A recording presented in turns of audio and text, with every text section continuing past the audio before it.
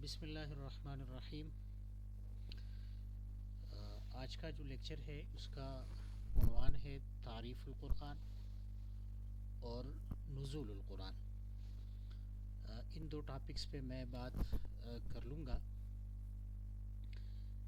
اس سے پہلے چونکہ وحی ہے اور وحی سے متعلق ابحاث وہ تو ایک مستقل بحث ہے، لیکن تعریف القرآن سے پہلے رسول اللہ صلی اللہ علیہ وسلم پر جو وحی نازل ہوتی تھی اس کی ابتدا کہاں سے ہوئی، اس پر مختصراً بحث کرتا ہوں کہ جو عائشہ رضی اللہ تعالیٰ عنہ کی روایت ہے، امام بخاری نے باب کیف کان بدء الوحی، تو اس میں تیسری نمبر روایت میں ذکر کیا ہے کہ رسول اللہ صلی اللہ علیہ وسلم پر وحی کی جو شروعات ہوتی تھی تو وہ رؤیا صادقہ یا بعض روایات میں رؤیا صالحہ، یعنی ایسے خواب رسول اللہ صلی اللہ علیہ وسلم کو نظر آتے تھے جو سچے ہوتے تھے، اور اس کی تعبیر جس طرح وہ نکالتے تو اسی طرح اس کی تعبیر بن جاتی۔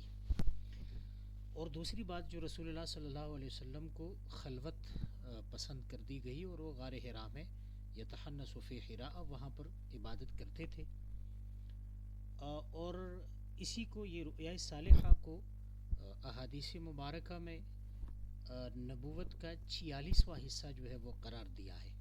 ایک موقع پہ رسول اللہ صلی اللہ علیہ وسلم سے صحابہ کرام نے پوچھ لیا کہ رسول اللہ صلی اللہ علیہ وسلم کے بعد ظاہری بات نبوت کا سلسلہ ختم ہوگا، تو اس پر صحابہ کرام کچھ غمگین ہو گئے۔ تو نبی علیہ السلام نے یہ خوشخبری سنائی کہ نبوت تو ختم ہو گئی لیکن کچھ مبشرات جو ہے وہ باقی رہیں گی، اور اس میں سے رؤیا صادقہ جو ہے یہ 46واں حصہ ہے۔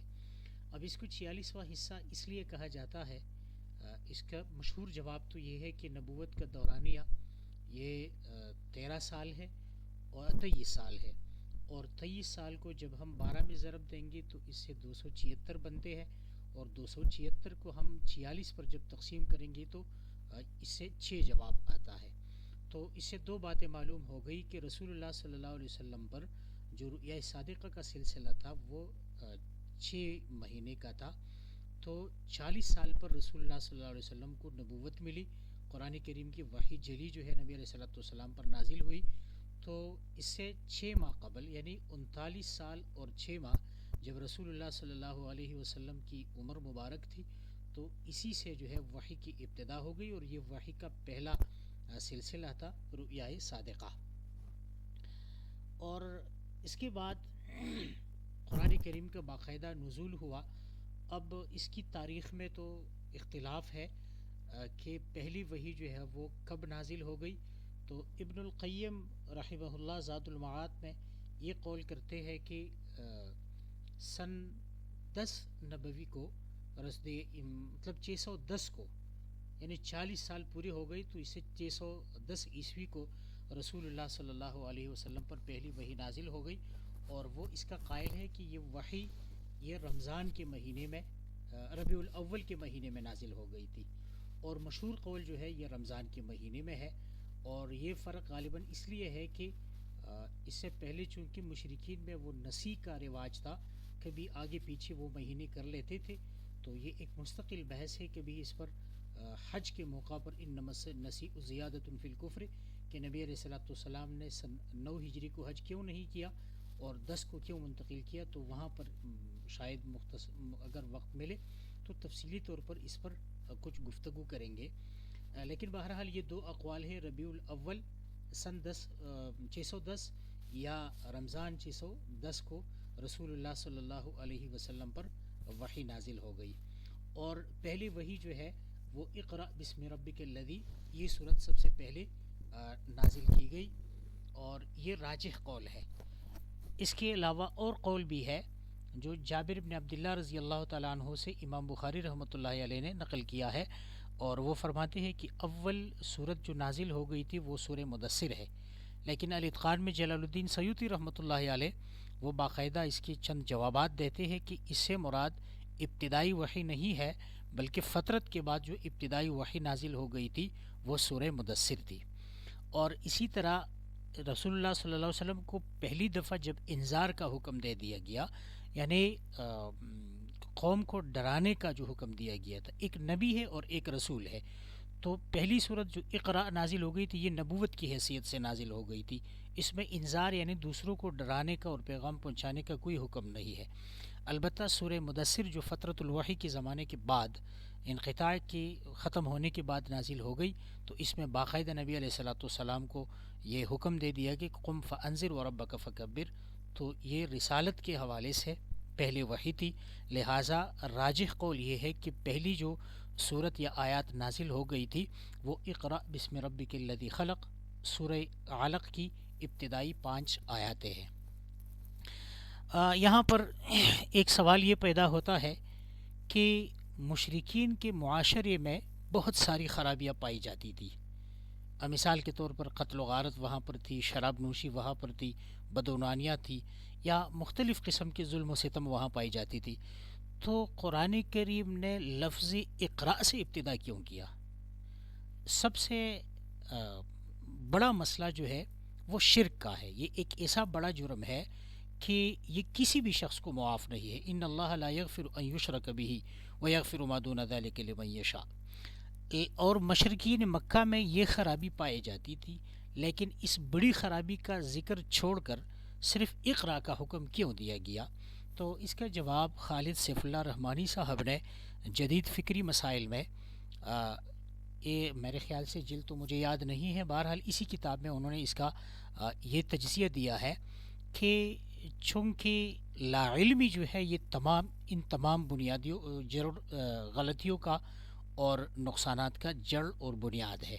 اسی وجہ سے قرآن کریم نے سب سے پہلے حکم دیا کہ پڑھنا ہے، اور جب پڑھنا ہے تو لکھی پڑھی انسان کی اصلاح جو ہے وہ دوسری کی بنسبت زیادہ آسان ہوتی ہے. تو اسی وجہ سے قرآن کریم نے سب سے پہلے اقرا کا لفظ ذکر کیا.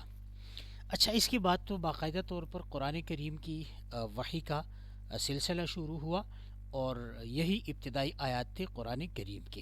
اب آتے ہیں اس بات کی طرف کہ قرآن کریم ہے بیسیکلی کیا.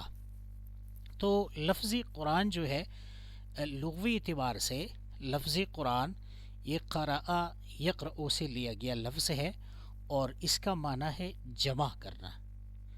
اور قراءت یعنی پڑھنے کو اس لیے کہتے ہیں کہ اس میں بھی حروف جو ہے وہ جمع ہوتے ہیں. مختلف حروف کو جمع کر کے الفاظ بنتے ہیں اور الفاظ سے پھر جملہ بنتا ہے. تو اسی وجہ سے پڑھنے کو قرآن عربی لغت میں قراءت کہتے ہیں. اور قرآن کریم میں باقاعدہ ان علینا جمعہ و قرآن یہی لفظ جو ہے قرآن کریم کے لیے استعمال کیا گیا ہے. تو خلاصہ یہ ہوا کہ لفظ قرآن جو ہے یہ قرأ یقرأ سے ماخوذ ہے، اور قرآن یہ مصدر ہے فعال کے وزن پر. اب اس کو اس میں مفعول کے معنی میں استعمال کیا گیا ہے، تو یہ بمعنی مقروء ہے. مقروء کے معنی پڑھی جانے والی، اور یہ کتاب جو ہے دوسری کتابوں کی بنسبت زیادہ پڑھی جانے والی ہے، اس لیے اس کو قرآن کہا جاتا ہے. اور پھر قرآن کریم کی 5 نام ہے بنیادی جو اسما ہے. باقی دیگر جو ہے وہ 55 نام علامہ زرکشی رحمہ اللہ نے برہان فی علوم القرآن میں جو ذکر کیا ہے تو وہ 55 نام ہے، لیکن صرف 5 جو ہے یہ اسم علم کے طور پر قرآن کریم میں مستعمل ہے. اس میں ایک ہے التنزیل، الکتاب، الذکر، الفرقان اور القرآن. تو یہ 5 نام ہے، اور سب سے زیادہ ذکر جو ہے قرآن کریم کے نام سے کیا گیا ہے، اور یہ 36 صورتوں میں 65 آیات میں اس کا ذکر واقع ہے. اور یہ بات علامہ گوہر رحمان صاحب نے علوم القرآن جلد نمبر 1 میں اسی ٹاپک کے تحت کی ہے. یہ قرآن کریم کی لغوی تعریف ہے. اصطلاحی تعریف جو متفق علیہ ہے اور اصول فقہ کی علماء نے کی ہے وہ یہ ہے: الکتاب، المنزل علی الرسول، المکتوب فی المصاحف، المنقول الینا نقلا متواترا بلا شبہۃ. یعنی قرآن کریم وہ کتاب ہے جو رسول پر نازل ہے، اور جو مصاحف میں یعنی جو کتابی صورت ہے اس میں لکھی گئی ہے، اور المنقول الینا، اور جو ہم تک منقول ہے رسول اللہ صلی اللہ علیہ وسلم سے نقلا متواترا بلا شبہۃ، ایسے تواتر کے ساتھ نقل ہے کہ جس میں کوئی شبہ نہیں ہے. لہٰذا اس میں جو قیودات ذکر کیے گئے المنزل علی الرسول میں وحی کی دو قسمیں ہیں، متلو اور غیر متلو، یعنی احادیث بھی وحی ہے۔ تو آگے جو قیودات لکھے گئے کہ المنقول الینا نقلا متواترا، اب احادیث جو ہے یہ ہمیں ساری احادیث یہ تواتر کے ساتھ نقل نہیں کیے گئے، اور اس میں شبہ ظاہر کیا جا سکتا ہے، اس میں سند کے حوالے سے بحث کی جاتی ہے وغیرہ وغیرہ، جو اصول حدیث کی اصطلاحات ہے۔ تو قرآن کریم میں یہی ساری چیزیں نہیں ہیں، بالکل صاف اور شفاف طریقے سے منتقل کر دیا گیا ہے امت کو۔ اچھا، یہ تو ہو گئی قرآن کریم کی لغوی اور اصطلاحی تعریف۔ پھر قرآن کریم کی نزول میں تقریباً 23 سال کا عرصہ جو ہے وہ گزر گیا ہے۔ 13 سال جو ہے یہ مکی دور ہے اور 10 سال یہ مدنی دور ہے۔ اب قرآن کریم کی نزول پر یہ اعتراض کیا جاتا تھا، اور سورہ فرقان میں باقاعدہ طور پر مشرکین کی یہی بحث جو ہے وہ ذکر ہے۔ وہ کہتے تھے کہ قرآن کریم جو ہے یہ رسول اللہ صلی اللہ علیہ وسلم پر یک بار کیوں نازل نہیں کی گئی؟ وقال الذین کفروا لولا نزل علیہ القرآن جملۃ واحدہ۔ اب قرآن کریم کے نزول کے لیے دو الفاظ ذکر ہے، ایک ہے انزال اور ایک ہے تنزیل۔ تو لفظی انزال جو ہے عربی لغت میں یہ ایک ہی دفعہ نازل ہونے کو کہتے ہیں، یا ایک ہی دفعہ کسی کام کے کرنے کے لیے یہی الفاظ استعمال ہوتے ہیں۔ تو جب قرآن کریم میں قدر کا تذکرہ کیا جاتا ہے تو وہاں پر لفظ انزال کا ذکر کیا جاتا ہے، جیسا کہ انا انزلناہ فی لیلۃ القدر، ہم نے قرآن کریم کو قدر کی رات کو نازل کیا۔ تو اس کا مطلب یہ ہوا کہ قرآن کریم ایک دفعہ جملتاً واحدتاً ایک ہی دفعہ نازل کیا گیا ہے۔ اب کہاں سے نازل کیا گیا ہے؟ تو یہ قرآن کریم جو ہے فی کتاب مکنون، ایک مکنون کتاب میں جس کو لوح محفوظ کہا جاتا ہے، اس میں باقاعدہ طور پر محفوظ تھی۔ پھر لیلۃ القدر کو لوح محفوظ سے بیت العزت، جو کہ دنیاوی آسمان میں ایک مقام ہے، وہاں پر اس کو نازل کر دیا گیا، اور پھر وہاں سے 23 سال کے عرصے میں تھوڑا تھوڑا کر کے نازل کر دیا گیا۔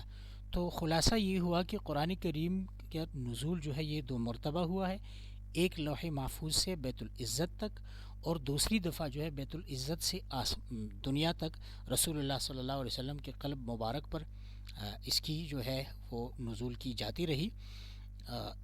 تو یہ دو قسم کی نزول قرآن کریم کے حوالے سے ذکر ہے۔ اور اب اس میں حکمتیں کیا ہے؟